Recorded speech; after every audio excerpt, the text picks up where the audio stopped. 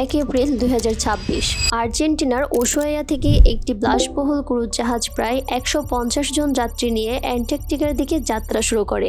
সবকিছু স্বাভাবিক ছিল, কিন্তু কয়েকদিনের মধ্যে একের পর এক যাত্রী রহস্যজনকভাবে অসুস্থ হয়ে মারা যেতে শুরু করে। কেউ বুঝতেই পারছিল না কি ঘটছে।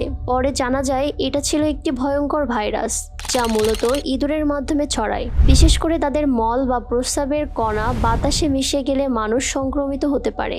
এই ভাইরাস প্রথম শনাক্ত হয় কোরিয়ান যুদ্ধের সময়, যখন সৈন্যরা অজানা রোগে মারা যাচ্ছিল।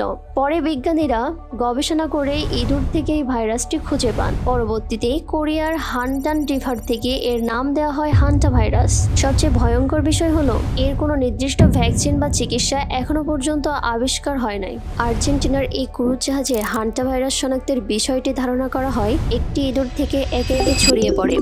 আপনি কি মনে করেন হান্টা ভাইরাস করোনা ভাইরাসের মতো, নাকি তার থেকে বেশি ভয়ঙ্কর? কমেন্টে জানান।